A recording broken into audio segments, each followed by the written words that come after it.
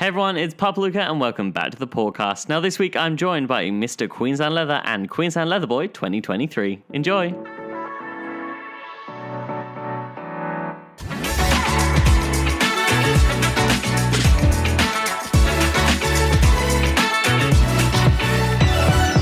And welcome to the Paw'dcast, Brendan and Chavez. How are we? Great to be here, Luca. Yeah, good to be here. Wow, you guys sound so excited. Well, it's summer. It is. It's quite warm at the moment, annoyingly. But yeah, thank you for joining me. We do have... So when everyone listens to this, it's literally technically the start of Brisbane Leather Week the next day. Yeah, Saturday is our first event, and it's Monday now. So just 4 days away until we begin all the festivities. Peek behind the curtain so you know when we're recording this week. Ooh, spooky. So I thought, let's get you two on as the current for another, 2 weeks, should we say? Just under 2 weeks? 9 days. Let's not go there. keep it a secret. Chavez is not prepared to be a has-been anymore. You loved rubbing it in Bevan's face last year. Now it's your turn. I was very polite. I never rubbed it in his face. Yeah, it's been a good year. It'll be someone else's turn. I'll be sad to hand it over as well. But we'll be back to being... We all are. Yeah. Like, I was sad passing it on in July, and now I've got to do it again in October, and I'm like, it's sad, but fun at the same time. Yeah, that's okay. You can get International Puppy. Follow in Jax's footsteps. That would be fun. When I win the lottery and I can afford the flights over there, sure. Yeah. With the US dollar right now, that's not fun. No. Oh dear. So I thought we'd just have a chat about what your title year's been like and just a few random questions that got sent in. Yeah, sure. So I think we'll start off with a very basic question is, what is a highlight from the title year? Ooh, one of my favourite parts would have been marching in the Mardi Gras parade. I'd been on the float committee for that 3 months beforehand, so weekly meetings, and then to see it all come together, all very well, everything worked, so it was fabulous. Amazing. Chavez? Similar, that was pretty amazing. I also was on the committee, but I dropped out due to I had too many commitments. I couldn't balance it, which shame on me. But no, that's always good. You never want to overstretch yourself, and even as a title holder, you shouldn't feel like you have to do everything. Yeah, I definitely went balls deep too quickly, and I had to drop out. So I got to see it from the outside, which was still great. But God, pretty much every time I traveled, really, it was a brand new experience for me. I was new to traveling, so every time I traveled, it was something brand new people, and it was, I was like kid in a candy store every time I traveled because it was just something new and shiny in front of me. Yeah. Seeing all the different kink communities around Australia. Yeah. Adelaide, Melbourne, Sydney. There's so many. Definitely with travelling as well. A lot of Queenslanders, and especially Queensland titles, we do travel to all the events we can. Yeah. And obviously you've seen lots of different communities, not just leather as well. We've seen different bear communities, different pup communities, all the other scenes as well. It's really funny running into the same people from back home. So you go somewhere brand new and you're like, oh, hey, it's the same people from Bootco from a few weeks ago. Yeah. Or the same bunch of us who do the, as I like to call it, the kink circuit. So, there's a calendar of events throughout the year that you go from Mardi Gras, then you go to, Southern Hibernation, then everyone goes to a week of leather, then, Geared Adelaide, APHC, all in order. And it's the same people who travel to all of them. Yeah, I think mine started we're one with of them now. Geared. Yeah. Mine definitely started with Geared, and we had that big group of Queenslanders at Geared, and then, a few months later, the same group were in Sydney for Mardi Gras. And then 3 weeks before that was APHC? Yes. So it's nice to see the same sort of group go around, but then each one's got a few different people. So you've got your core group and then all the others. Yes. What would you say are some major differences that you've actually seen within the different communities? Ooh, I like the Perth community doesn't have a dedicated leather scene, so it's actually just the pups and the bears. Yeah. There's no leather communities, but it still crosses over into their bear and pup community. They're all wearing leather or rubber. There's a lot of or leather any normal gear fetish still goes into those bear and pup community there. Yeah. I haven't been to Perth, unfortunately, so I didn't get to witness that. I loved how all different communities support each other, though. So traveling, you got to see like, obviously not every state's the same. There is sometimes tensions between different groups, but when you get to see them really support each other was great. Especially, like, it was fun seeing Adelaide do their leather and rubber title together. It wasn't a separate comp. It was all in 1 week, which was really nice to see that it wasn't solely leather, as much as I love leather, but they actually had a mixture for their comp week, which was cool. And there are only 1 or 2 rubber titles in Australia for Adelaide rubber. So I really say Adelaide Leather and Fetish punches above its weight for the reputation Adelaide has. It's, you know, people think of it as a sleepy country town, like sleepy country city. But they geared Adelaide. They put on a fantastic production, a fantastic show that's well produced for what you'd expect from Adelaide. Yeah. Oh, I loved going to Adelaide. Yeah. It was really good. 24-hour bakery. Oh, so good. Oh, that was great. We heard about that after one of the events. We're like, we need to I didn't go. I'll have to do... Oh, I'm going to next gear time. this year. I'll have to... I wanted to kick on like we do back in Brisbane, and everyone went home to bed. Right. And so I got taken to the bakery at midnight, and we had some lovely pies. Was that before or after the sauna?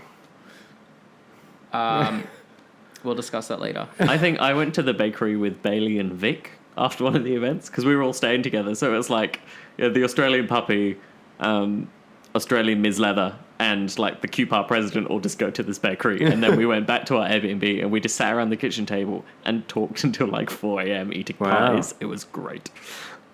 It was like a fun, different thing. It's like you would never think of doing something like that in Brisbane. It's like, No. I'm just going to eat a pie at 2 a.m. I mean, We Queenslanders have love their pies. Pancake but- Manor. I mean, I wish. I'd love a pie at midnight, but Oh, same, bro. like 7-Eleven pies just don't hit the same as a bakery pie. No. No.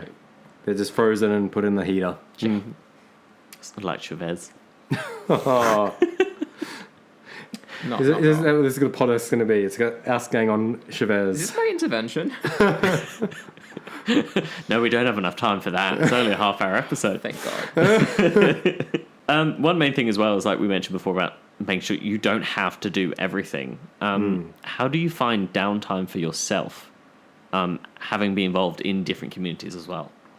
Yeah, I see myself as an introvert, so I definitely need that time to recharge. So, you know, between events, even if I have back-to-back events on one day, I might spend 30 minutes between events just, you know, by myself, grabbing, you know, a coffee or something or at a cafe just to recharge before going to the next one.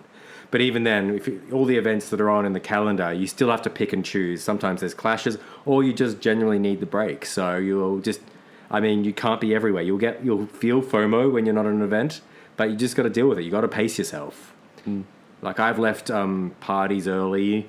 You know, there's dance parties throughout the night, but I've just left early because just I'm not feeling it. Yeah. Or I need that time. Yeah, definitely catching up with friends. As much as I want to be alone sometimes, it's nice to have someone there with you. Like, not like a big social area, just something quite small and intimate. They're there for you. You have a good chat, a coffee, like food, love going for a good meal. It's just, yeah, it really helps. Like recently I've been playing Fortnite with Katya. Yeah. I was so against it, and then I finally decided to do something besides all the consistent going out. I needed a break, and now nearly every night after events, we're like, can't wait to get home to play Fortnite because it's just such a nice like wind down. Who's better, you or Kasia? Of course, it's Katya. Yeah. Jesus. I think she's nightly with Benji playing. Yeah, wow. I've Yeah. joined that. On But the Discord? Yeah. no, I'm banned from Discord. Oh boy. Of course you are. I was banned when I signed up. It's rigged.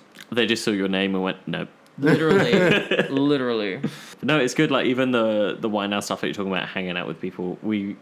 I've noticed we've done it a lot in interstate events. There was time, I think it was in Melbourne for Laird Leather, where a few of us just met at a coffee shop in the morning. We all just sat there having bagels and coffee, Oh, the brunch like was to so start the good. day. AU79 or those nice cafes. like a yes. really nice chill morning, and then you go to the events at night, have a nice sleep afterwards, and then just meeting up again the next day just for a little walk through the city. Or Yeah. it's It's almost those like a little moments. debrief from the night before. Yeah, It really was. It was like a daily, like a brunch date with like the group, and it was like such a nice little intimate moment before the hectic events to come. yeah, exactly. You do really develop these bonds with the people you're traveling with in those cases, and like the little brotherhood you develop. Yeah, that was great. But even when you've got like Leather Week in Brisbane, it's like when there's an event on, you find yourself doing that more even in your own city and wherever you are. It's like meeting up with people in the morning and doing that. And I think that's one of the things that I definitely enjoy a lot about these events is not just the effort and how amazing these events are, but those little moments in between things where people actually make those connections. So let's get emotional now. I should have got some tissues ready for you. But how are you feeling as your title year is coming to a close? It's been a great title year. Frankly, one of the biggest emotions is I feel tired. It's been doing so many different things. It is a lot. Yes, but friends, I look back and I say it's been a great year. I've done so much. I would, if I put me back this time last year, I would do it all again. I have no regrets over the last year, over what I've done. Yeah. I agree. It's very exhausting, but it's been incredible. I've been through many highs and lows this year, just because there's so much going on, and obviously personal life gets involved. But I don't think I've had as many happy moments in my life. It's been incredible, and it does feel like you're giving part of you away because you've committed so much of yourself to this year, and obviously the title doesn't define who you are. But it does low-key feel like you're kind of giving a part of yourself away at the end. It feels like it's part of my identity now. I am Mr Queensland Leather, and I won't be in 2 weeks. Someone else will have that turn, and I just give that part of me up. Yeah, and there's also the fear of what if I didn't do enough. You've done a lot. I've done so much. We all but you have always that, have that moment, and then you also have the moment of what if the person next to me just completely knocks it out of the park first go and leaves me in the shadows like I wasn't good enough. To the lead up. It's a weird whirlwind of emotion. Yeah. And it's I want to be there 100% for the next person, mentoring, supporting. Yeah. But you have so many thoughts about what could I have done better? Have I done enough for the title? And will I be, will I be remembered? Yeah. And one thing with, again, passing on from experience, like me passing on the Queensland title to Billy this year, is just message them every now and then just to check in, help them, because you're stepping down, but you're not stepping away. No. You're still looking after the next one. And then in a year's time when they're looking after the next one, you're still there to help them. It's it's a chain that we all still miss each other. Coda still messages me from the year before. I talk to Jax a lot as the previous Australian, and it's still just because you're stepping down, you do have that mentorship, which is really nice because it keeps that little bit of you. Because I was worried the same thing as you, going, I feel like I'm giving up this part of me. Yeah. But once you've gone through it, you're not as it's gonna feel sad always. But it's that little bit doesn't quite go all the way gone because you've still got that kind of I'm here to support the next one and help them. Yeah. I think also because we're a very close-knit community, we see each other all the time. So you'll run into the next people out and about, and no one really vanishes. We're always always seeing each other, which it's really nice to see. Yeah, the people I know who are entering this year, I've known them for a while now, so it'll be good. We've already developed a bit of relationship, but we can, that mentoring relationship, but we can continue that going forward into the next year. It'll be really rewarding. Yeah, and definitely keep an eye on the Bootco and Queensland Leather Pride socials because they'll be posting the contestants coming up. Yes, absolutely. Soon. I'm excited to see who's entered because I have no idea. Ah, very good. And I'm watch this space. I know.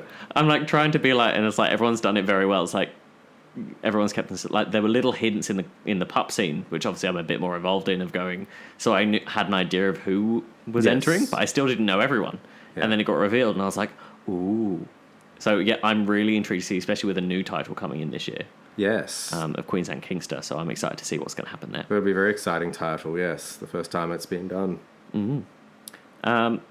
We know the work doesn't stop after the step down, so are there any fun projects or things that you two want to do after your title year?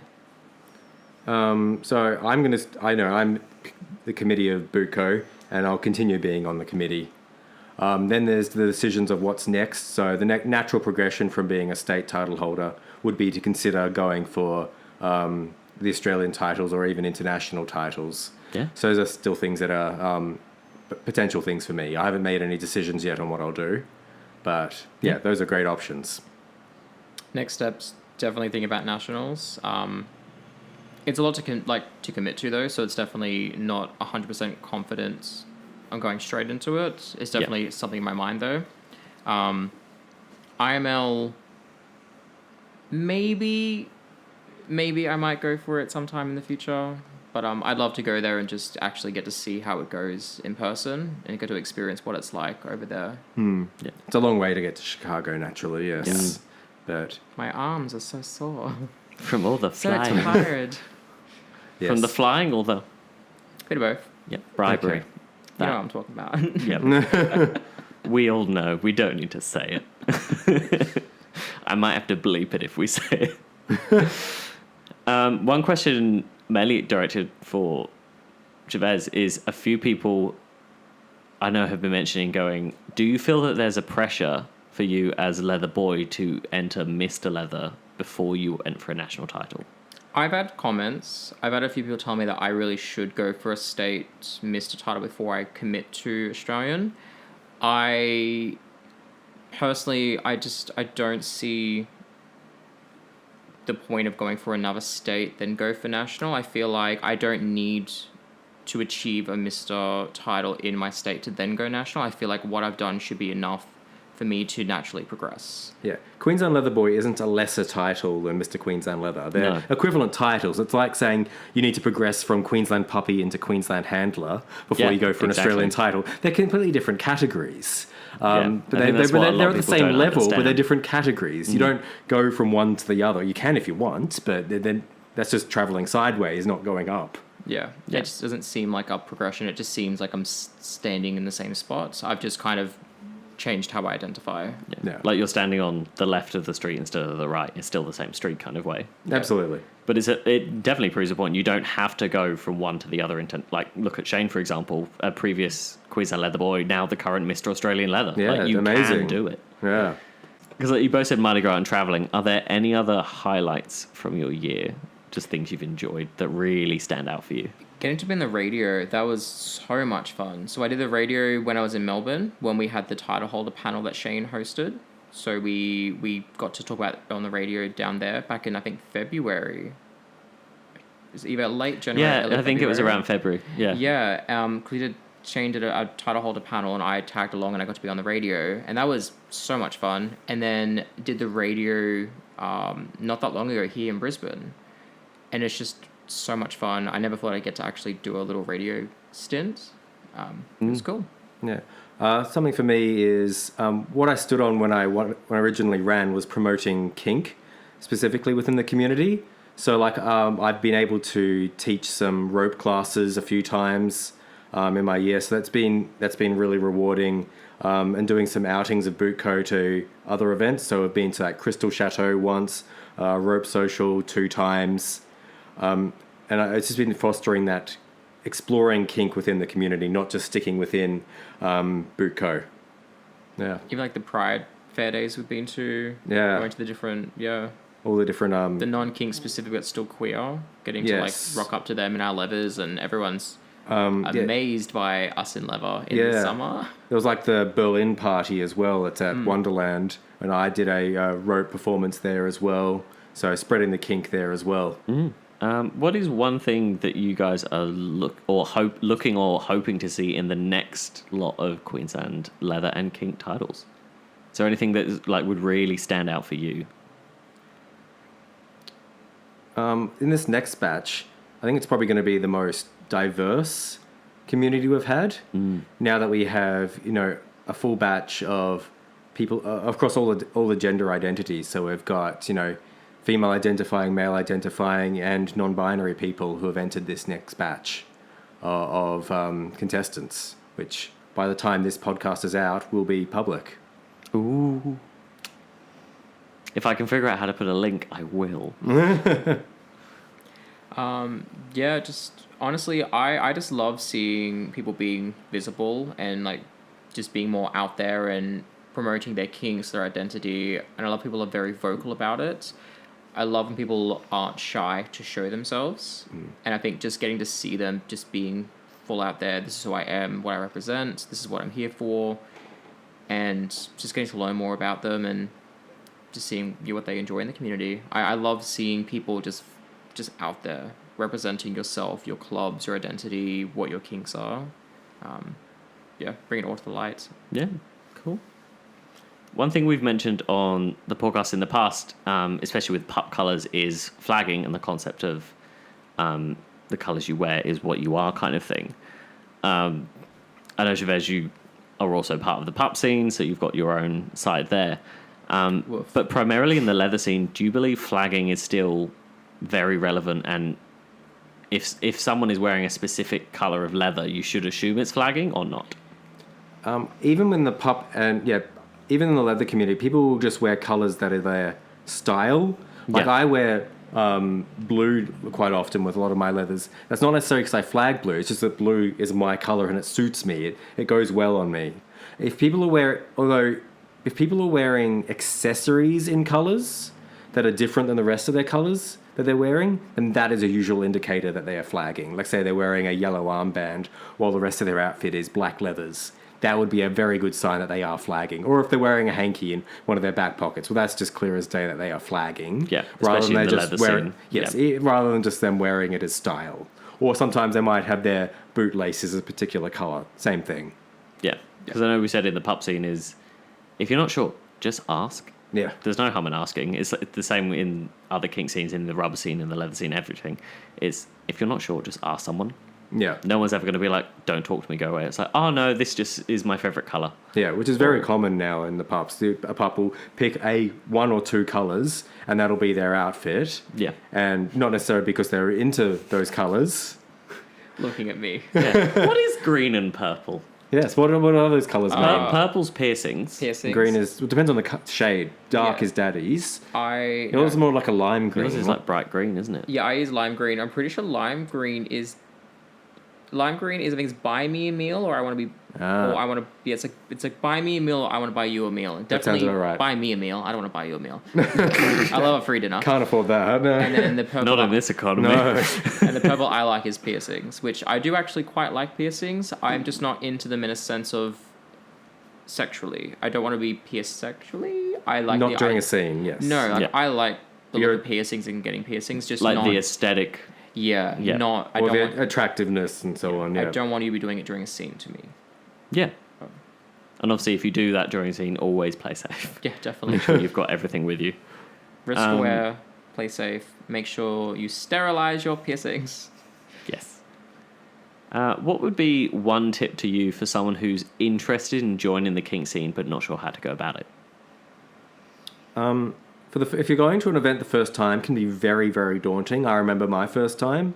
One of the best tips is find a friend who you want to go with, somebody who's already in the scene, and they can help introduce you to people there. It's a really good way to basically bridge yourself into the community that first time, rather than standing awkwardly in the corner not knowing what to do, which can be really scary. 100%. Find your exit buddy. It can be quite nerve-wracking. My first time was the same. I left within 5 minutes, and someone came and found me to make sure I was okay. And then from that point onwards, it was great because I had someone there to make sure it was, I was having a good time and introduced me to people. It's not always that easy to find people, but definitely reach out to someone because having someone there with you, it just makes it much more comfortable and enjoyable. Yeah. And it's always hard introducing yourself to new people. And if there's someone to help relieve that stress, it's just so much easier. But it's that very first, pull of the Band-Aid. Once you're there and you start chatting to people, the second time you're there, the people there. It's easy the second time. You already have the contacts, the acquaintances now for the second time you go to that event. Yeah. Cool. I think we're going to end on something fun, and we've done it in a few episodes, is tell us your favourite joke. I don't know any joke. Surely you know what. It can be as terrible as you want. We've just had Father's Day, so it can be some dad jokes if you want. Yeah. Yeah, let's put you guys on the spot. What's your favourite joke? Oh, well, I can't because it's one of Cartier's jokes and it's not appropriate. Oh, no. Well, you can try and we'll see if I'll bleep The only this joke episode. that comes to my mind is, what is brown and sticky? What? A stick. I hate you. I saw that coming as well, and I still did it. Oh. Oh, no, I No. have... No, what is it? See, my kind of humor, the jokes are like not the punchy jokes. Yeah. It's like a narrative, something stupid. Try but it. lately I have loved, why did the chicken cross the road? It's because. I hate it so much, but it just sticks with me. Pretty sure I said that on Havana's episode. I hate it, but I love it. But I love that's Cartier's great. jokes, though, but I just can't say them. No, Cartier has a very dark and twisted sense of humour, which I feel like a lot of people have now are more that, but it's still like you pick the time and place. It's like any kind of humor, certain conversations. There's a time and a place for everything. Don't say it in public. Yeah, just Katya in general. Just don't. Not in public. No. Keep her locked away. She's gonna get you for that. Oh, Yeah. she will. She will. Oh dear. Well, thank you so much for joining me on the podcast, Brendan Chavez. Yep. Thanks for having us. Yeah. it's If been great. people want to find you online, where can we find you on the socials? My Instagram is Brendan_MQL2023. And Chavez is just going to check his phone. I forgot what mine was. Chavez is Chavez_QLB2023. Thank you, Brandon. You've been stalking my socials again. It's like you created them at the same time or something. Right. Almost. He knows my Twitter too, which is a little questionable, Brendan. I've actually forgotten its handle. Yeah, sure. Yeah, same. I'm sure I follow it, but I follow a Yeah, lot so I of can just people, go through so my it's list of followings. It'll be there You're somewhere. promoting it to the interstate visitors we had last time. That's right. Yes, Yeah. I remember. Quite embarrassing. Since when were you embarrassed? Oh, I loved it. And Well, his Twitter is I'm demure. his Twitter is just him on political ramblings. Yeah. Yep, that's it. No, he's a flat earther. Oh, Jesus. I'm not that bad. At The least just joke call from me a episode slut. 1 of the podcast has come back. Oh. We made a joke about, I think Katya said water tastes like nothing.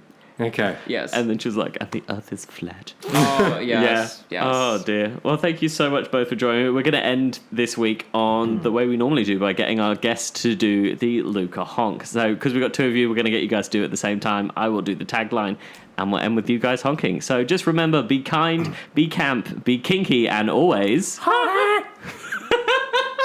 That's actually not bad. There we go. 10 out of 10. Well done. Maybe 8 out I of wouldn't 10. say that. Bye.